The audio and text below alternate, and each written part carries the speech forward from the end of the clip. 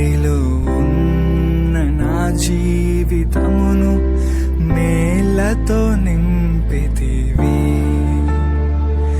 ఒక కీడైన దరి చేరక నన్ను తండ్రిగా కాచావ స్తోత్రం. ఒక కీడైన దరి చేరక నన్ను తండ్రిగా కాచావ స్తోత్రం.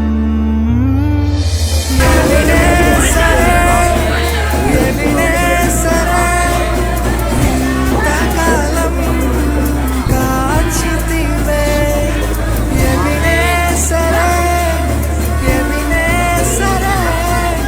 నా తోడువై నడచితివే. స్తోత్రం స్తోత్రం స్తోత్రం పాపగా కాచితివి. స్తోత్రం స్తోత్రం స్తోత్రం స్తోత్రం కౌగిలిలో నాచితివి. స్తోత్రం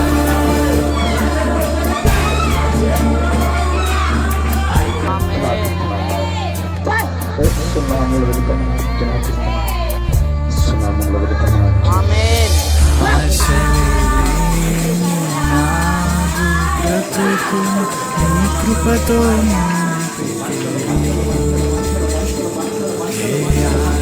ఆశలేని నాదు బ్రతుకును నీ కృపతో నింపితివి. నీవు చూపిన ప్రేమను పాడగా పదములు సరిపోవు తండ్రి. నీవు చూపిన ప్రేమను పాడగా పదములు సరిపోవు తండ్రి.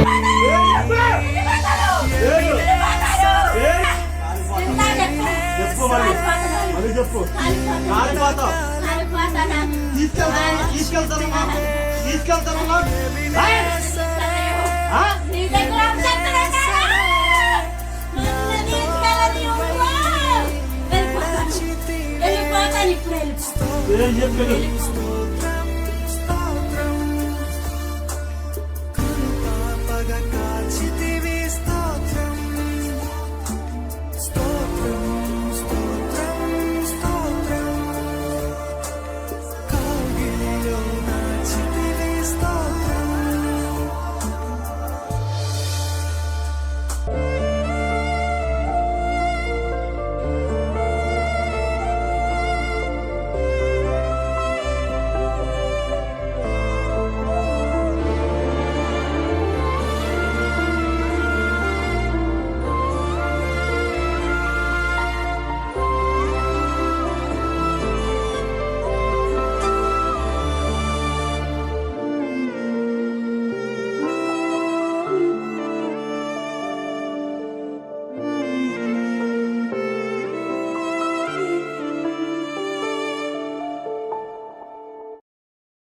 దేవుడు ఇప్పటివరకు పాటల ద్వారా మహిమ పొంది ఉన్నాడు. జీవము కలిగిన దేవుని వాక్యాన్ని వినబోతుండగా శ్రద్ధ కలిగి ఆలకిద్దాము. వాక్యం నిమిత్తము అందరూ తలలో ఉంచినట్లయితే ప్రార్థన చేస్తున్నాం. పరిశుద్ధుగా పరమ తండ్రి గొప్ప దేవుడు మహాగణులని స్తోత్రాలయ్యా. చెప్పబడుతున్న మాటలు నీ మాటలయ్యా. విలువైన వెలకట్టలేని నీ మాటలు మేము అందరం వినడానికి కృపను దయచేయండి. నా నోట నీ మాట, నా హృదయంలో నీ వాక్యం ఉంచండి. జ్ఞానము కలిగి నోరు తెచ్చేవాడిగా, కృపగల ఉపదేశం బోధించేవాడిగా ఉంచున్నాం. ఆత్మ సంఘములతో చెప్పుతున్న మాట చెవిగలవాడు వినుగా కాక ఆత్మ చెవి గ్రహించగలిగిన మనసు నాకు అందరికీ దయచేయను. నజరేయుడైన యేసు నామములో అడిగి పెట్టుకుంటున్నాం పరమ తండ్రి. ఆమేన్.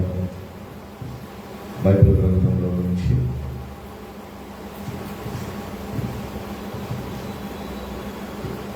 యోహాను సువార్త 12వ అధ్యాయము 37వ వచనాన్ని ధ్యానించుకుందాం.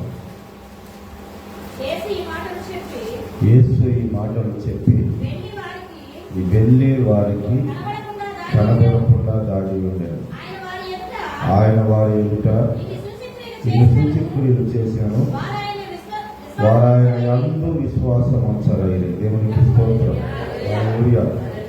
యేసుక్రీస్తు ప్రభువారు యేసు ఈ మాటలు చెప్పి వెళ్ళి వారికి కనబడకుండా దాగి ఉన్నాడు. ఏ మాటలు చెప్పాడంటే మనుష్య కుమారుడు పైకెత్తబడతాడు అని చెప్పాడు. అయితే అక్కడ ఉన్నటువంటి అందరు యూదులు ఏమంటున్నారంటే, ధర్మశాస్త్ర గ్రంథంలో దేవుడి కుమారుడు మాతో కూడా ఎల్లవేళలా సదాకాలం ఉంటాడని చెప్పాడు కదా, నువ్వు చెప్పే మాటలు ఏంటని చెప్పేసి వాళ్ళు మాట్లాడుతున్నారు, వ్యతిరేకంగా మాట్లాడుతున్నారు. అయితే వారిలో కొంతమంది నమ్మినప్పటికీ యూదులకు భయపడి ఆ విషయాన్ని ఒప్పుకోవట్లేదు, బహిరంగంగా ఎవరో చెప్పట్లేదు. తగిన సమయం వచ్చిన దాకా యేసుక్రీస్తు ప్రభు వారు ఆ విషయాలకై ఆ మనుషుల దగ్గర కొంతకాలం దాగే ఉన్నాడంట. దేవునికి స్తోత్రం, హల్లెలూయా. అదే 12వ అధ్యాయము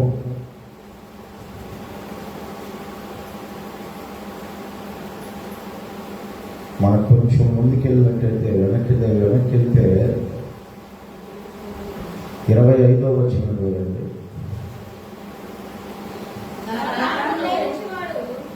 తన ప్రాణమును ప్రేమించువాడు దానిని పోగొట్టుకొను, ఈ లోకములో తన ప్రాణమును ద్వేషించువాడు నిత్య జీవము కొరకు దానిని కాపాడుకొని మీతో నిశ్చయముగా చెప్పుచున్నాడు. దేవునికి స్తోత్రం.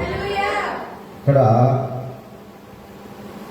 యేసుక్రీస్తు ప్రభు వారు చెబుతున్నటువంటి మాటలు, తన ప్రాణమును ప్రేమించేవాడు దానిని పోగొట్టుకొను, ఈ లోకములో తన ప్రాణమును ద్వేషించువాడు నిత్య జీవము దాన్ని కాపాడుకుంటాడు. అలాగే కొంచెం పైన ఉంటుంది, గోధుమ గింజ భూమిలో పడి చావనదే అది ఒంటిగానే ఉండింది, అది చచ్చిన ఎడల విస్తారంగా ఫలించింది. ఎవరు ఈ గోధుమ గింజ అంటే యేసుక్రీస్తు ప్రభు వారికి సాదృశ్యంగా ఉంది. యేసుక్రీస్తు ప్రభు వారు చనిపోతేనే అనేకులు ఈరోజు ప్రపంచ యావత్తు క్రైస్తవులు జీవిస్తున్నారు, బ్రతికింపబడ్డారు. అలాగే దేవుని బిడ్డలైన మనం కూడా చచ్చిన వారమై ఉండాలి ఈ లోకంలో. అలాగా గనక మనం ఉండకపోతే ఖచ్చితంగా మనం కూడా లోకంలో లోక ఆశల్లో పడిపోతామని బైబిల్ సెలవిస్తుంది. దేవుడు వాడుకునే మనుషులు ఎవరైనా ఉన్నారు అంటే వాళ్ళు ఎప్పుడు దాగే ఉంటారు, వాళ్ళు ఎప్పుడు ఒంటరిగానే కనిపిస్తారు. ఈ విషయాలు మనం గమనించినట్లయితే అబ్రహాము లోతుతో పాటు ఉన్నట్లయితే లోతుకు అబ్రహాం విలువ తెలిసేది కాదు. కనీ పెంచకపోయినా కనకపోయినా పెంచాడు, ఆస్తినిచ్చాడు, వివాహం చేశాడు. కానీ కృతజ్ఞత లేకపోకుండా ఆయన చేసిన ఆ పనికి ఆయన పెద్దగా నాకు తెలిసి స్పందించడు. స్పందిస్తే ఆ వయసులో నన్ను పెంచినటువంటి, నన్ను పెద్ద చేసినటువంటి, నాకు వివాహము నా ఆస్తి విషయంలో అన్నింటిలో కన్నబిడ్డలాగా చూసుకున్న ఆయనను వదిలిపెట్టి వెళ్ళకూడదన్న ఆలోచన ఆయనకు వచ్చేది. అబ్రహాము పెంచడం వల్ల, ఆస్తి ఇవ్వడం వల్ల, పెళ్లి చేయడం వల్ల ఆయన మనస్సునేమి దోచుకోవాలి, ఆయన మనసును ఆకర్షించలేకపోయాడు అంతగా. లేకపోతే ఆకర్షించినట్లయితే వెళ్ళేవాడు కాదు కదా. మరి ఎప్పుడు అబ్రహాం విలువ తెలిసిందంటే, సొదొమ గొమొర్రా పట్టణాన్ని 5 రాజులు దోచుకొని వెళ్ళిపోయినప్పుడు అబ్రహాం ఎంటర్ అయ్యి తన ఇంట పుట్టి 318 మందితో యుద్ధం చేసి ఆస్తులు పిల్లలు మరలా ఎప్పుడైతే తిరిగి తీసుకొచ్చాడో అప్పుడు తెలిసింది. ఇంకో విషయం వస్తే, సొదొమ గొమొర్రా పట్టణం అంతా అగ్నిగంధకములతో నాశనం అయిపోతున్నప్పుడు లోతును దేవదూతలే చేతులు పట్టుకొని బయటికి తీసుకొచ్చినప్పుడు అబ్రహాము ప్రార్థన ఆలకించి అబ్రహాము విలువ తెలిసింది. దేవునికి స్తోత్రం, హల్లెలూయా. ఈరోజు నీ విలువ నా విలువ తెలియాలంటే నిజంగా దేవుని బిడ్డలారా మనం కూడా దాగి ఉండాలి. మనం కూడా బైబిల్ చెప్పినట్లుగా రహస్యమందు చూసి నీ తండ్రి చూసినట్లుగా నీ ప్రార్థన నీ గదిలోనికి వెళ్ళి రహస్యంగా చేసుకోవాలి. బహిరంగ ప్రదేశాల్లో అన్యులు లోకానుసారులు ప్రవర్తించినట్లుగా మనం ప్రవర్తించకూడదు. ప్రభువు నిన్ను వాడుకోవాలన్నా, ప్రభు దృష్టి నీ మీద పడాలన్నా, నా మీద పడాలన్నా ఎలా ఉండాలంటే మనుషుల దృష్టిని ఆకర్షించే వాళ్ళుగా ఉండకూడదు. మనుషుల దృష్టిని ఆకర్షించేటువంటి వాళ్ళు లోకానుసారమైనటువంటి వ్యక్తులుగా కనపడతారు. అందంగా కనబడాలని, బలంగా కనబడాలని, ఆస్తిపరులుగా కనబడాలని పిచ్చి పిచ్చి ఆలోచనలతో పిచ్చి పిచ్చి పనులు చేస్తూ ఉంటారు వాళ్ళు. అలాంటి వాళ్ళు దేవుని చేతిలో వాడబడలేదు, దేవుని కార్యాలు జరిగించలేదు.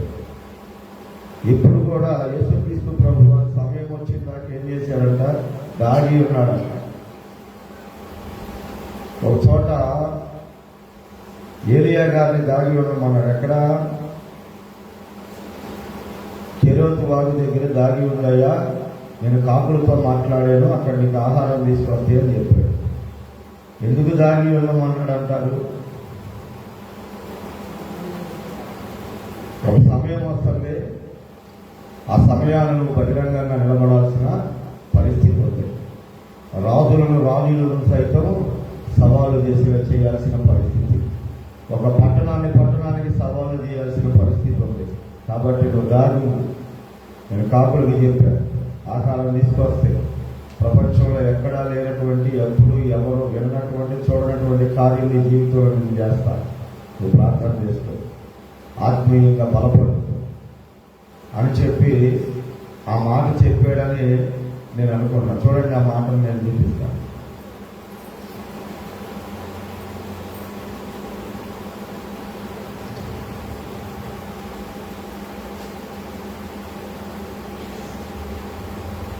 ఒకటవ రాజుల గ్రంథం 17వ అధ్యాయం 1వ వచనం.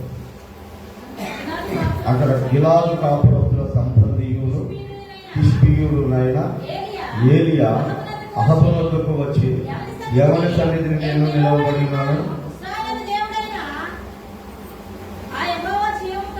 ఆగం.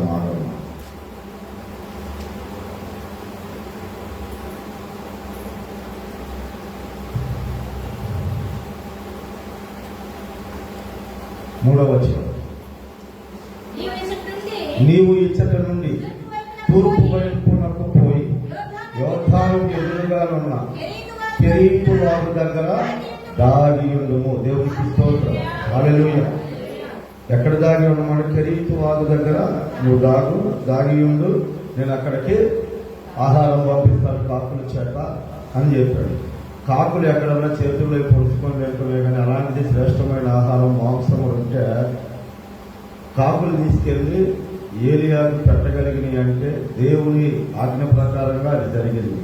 అసలు దేవుడు ఆజ్ఞ ఇచ్చి అలాంటి విలువైన, అలాంటి ఆశ్చర్యకరమైనటువంటి ఒక సంగతిని, ఒక సందర్భాన్ని దేవుడు ఏలియా కొరకు సృష్టించాడు. అంటే ఏలియా ఎలాంటి వాడు అయి ఉన్నాడంటే దాగి ఉండి ప్రార్థన చేయగలిగినటువంటి అనుభవం కలిగి ఉన్నాడు.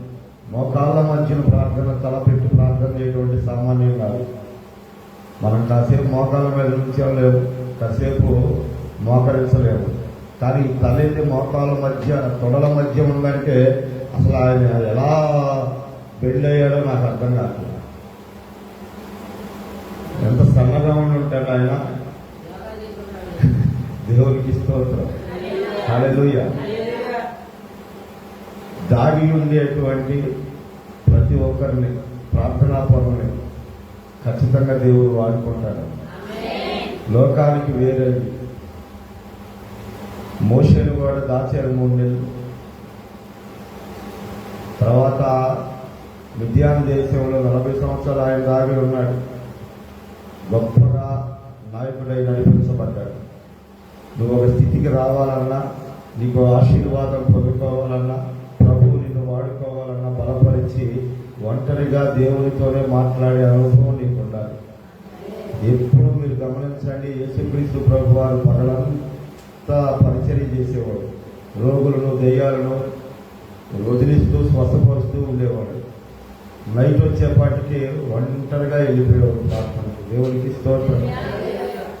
ప్రజలు ఎవరూ చేయలేనటువంటి కార్యాలు, మనుషులు ఎవరూ ఊహించలేనటువంటి కార్యాలు దేవుని ద్వారా జరిగించాలంటే నువ్వు దేవునితో మాత్రమే మాట్లాడాలి. దేవునికి స్తోత్రం, హల్లెలూయా, హల్లెలూయా. ఒకానొక సమయంలో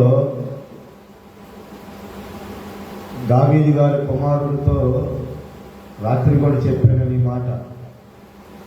తండ్రి మీదకి యుద్ధానికి అనాలోచనగా వెళ్ళొద్దురా బాబు, మీ తండ్రి మామూలుడు కాదు. అతని పరిస్థితి ఎలా ఉంటుందంటే, దావీదు ఒక్కడు 10,000 మందితో సమానుడు, అందరితో కలిసి భోజనం చేస్తాడు అనుకుంటున్నావా? ఆయన అందరితో కలిసి భోజనం చేయడు. ఆయన ప్రత్యేకంగా ఏదో ఒక గుహలో ఉంటాడు.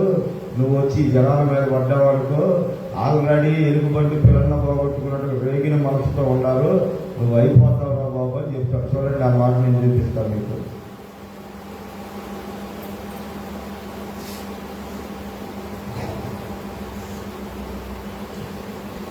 రెండవ సమూయేలు గ్రంథం 17వ అధ్యాయం 9వ వచనం.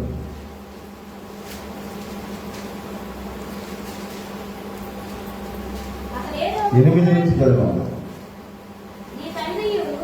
నీ తండ్రియు అతని పక్షమున్న వారును మహాబలాఢ్యులనియు అడవిలో పిల్లలను పోగొట్టుకున్న ఎలుగు బంట్ల వంటి వారై రేగిన మనస్సుతో ఉన్నారనియు నీకు తెలియను.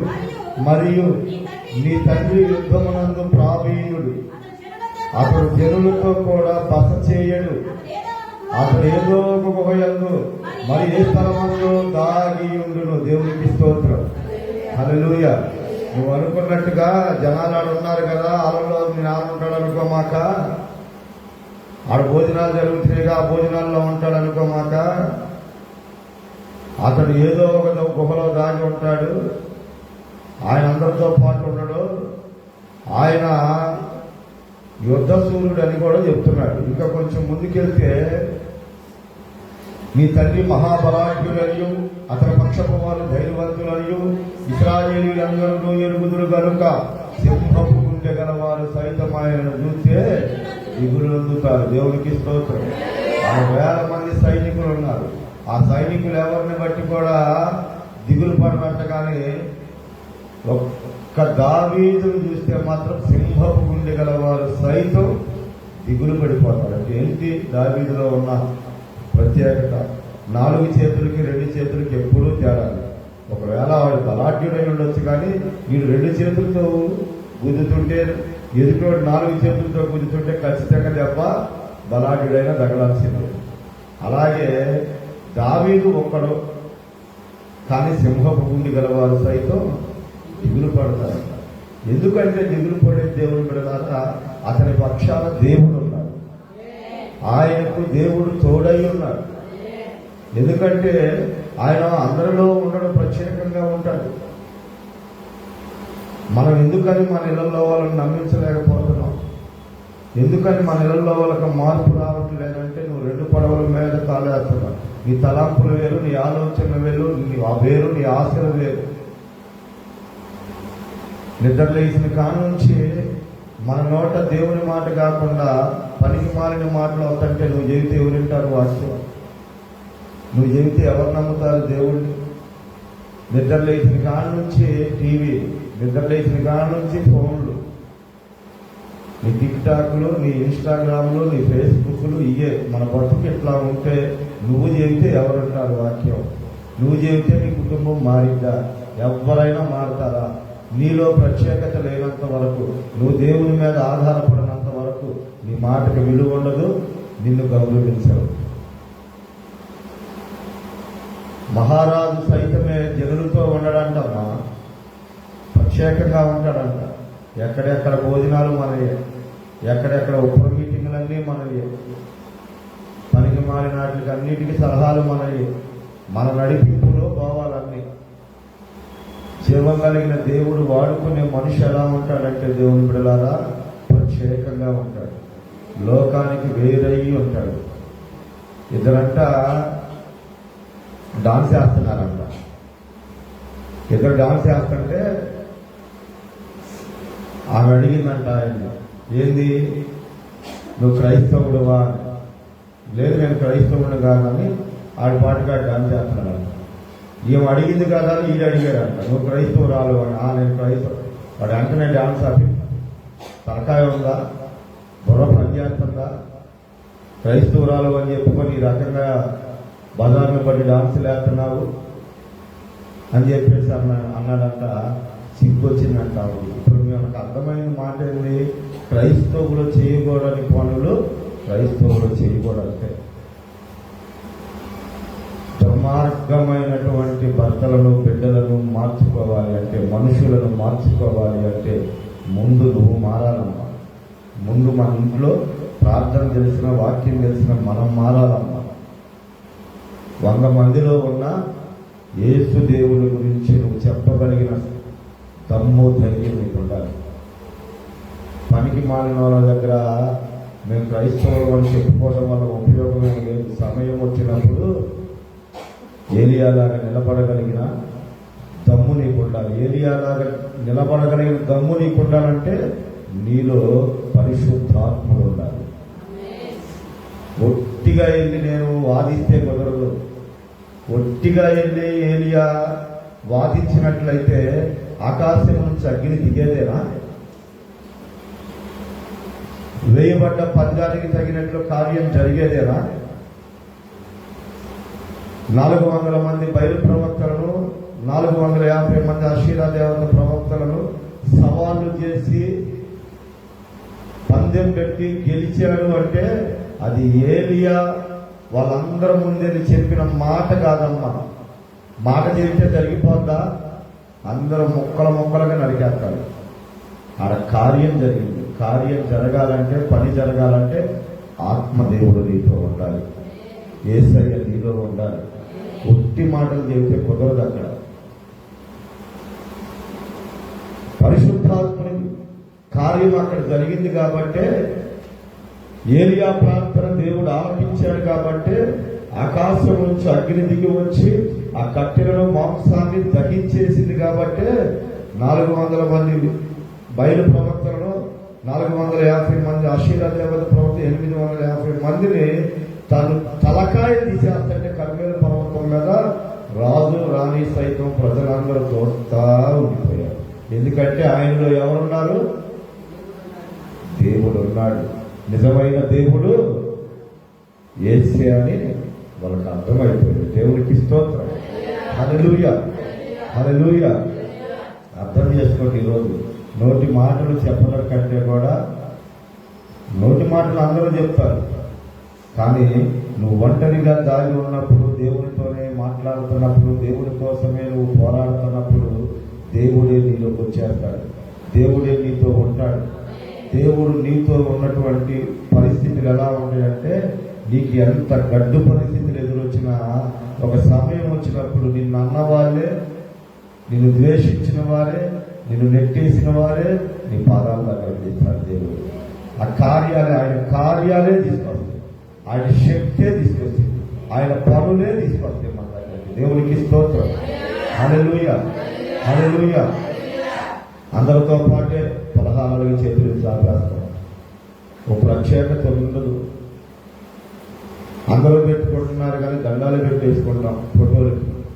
అయిందంటే మా అమ్మేగా, మా నాన్నేగా, జాతీయ నాయకులేగా. ఎవరు జాతీయ నాయకులు, ఎవరు మేమ్మాయ? దేవుని మాట నీకు అక్కడ గుర్తు రావాలమ్మా. ప్రజలందరిలోనూ ప్రత్యేకంగా కనపడాలి, దేవుణ్ణి నువ్వు ఎత్తి పట్టుకోవాలంటే అక్కడ పెట్టకూడదు దండం. నీ దేవుడైన యెహోవాను మాత్రమే సేవించాలి, ఆయనకు మాత్రమే నమస్కరించాలి. దేవునికి స్తోత్రం. హల్లెలూయా. అలాగే దేవుని ఆలయానికి విగ్రహాలతో ఏం పొందిక? విశ్వాసికి అవిశ్వాసికి పాలెక్కడది? నీ ఆలోచనలన్నీ ఎలా ఉండాలి అంటే దేవునికి, దేవుడి క్రియలకు తగినట్లుగా ఉండాలమ్మా. అన్యుల వివాహాలకు వెళ్ళిపోతాం. అదేమంటే మేము అక్కడ భోజనం చేయం కదా అంటున్నాం. చేయొద్దు, తప్పులేదు.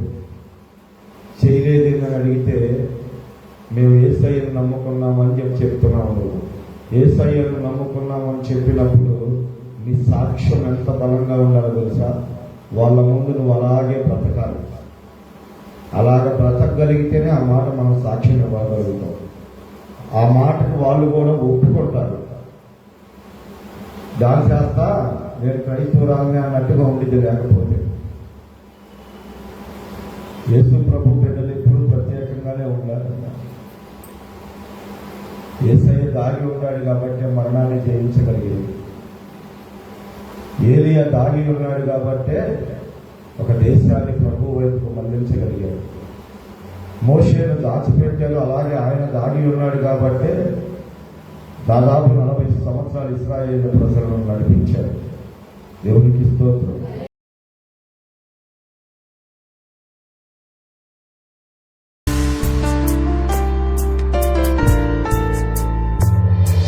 ఎడారిలో ఉన్న నా జీవితమును మేలతో నింపితివి.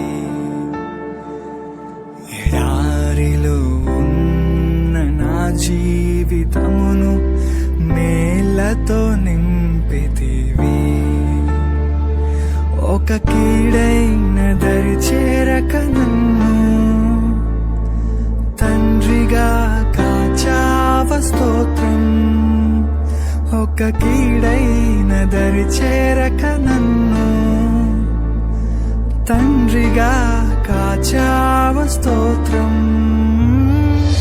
ఎబినేజరే, ఎబినేజరే, ఇంతకాలం కాచితివే. ఎబినేజరే, ఎబినేజరే, నా తోడువై నడచితివే. స్తోత్రం, స్తోత్రం, స్తోత్రం.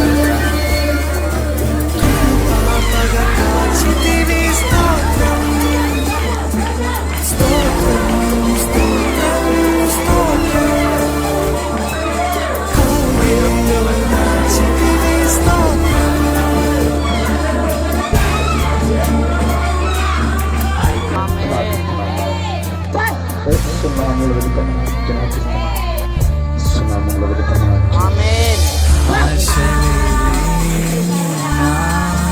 బ్రతుకు నీ కృపతో ఏ ఆశలే లేని నాదు బ్రతుకు నీ కృపతో నింపితివి. నీవు చూపిన ప్రేమను పాడగా పదములు సరిపోవు తండ్రి. నీవు చూపిన ప్రేమను పాడగా పదములు సరిపోవు తండ్రి.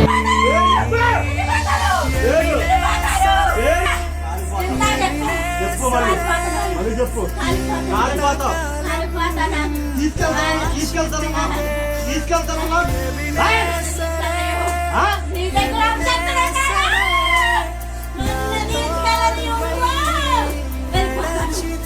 వెళ్ళిపోతాను ఇప్పుడు ఏం చెప్పారు?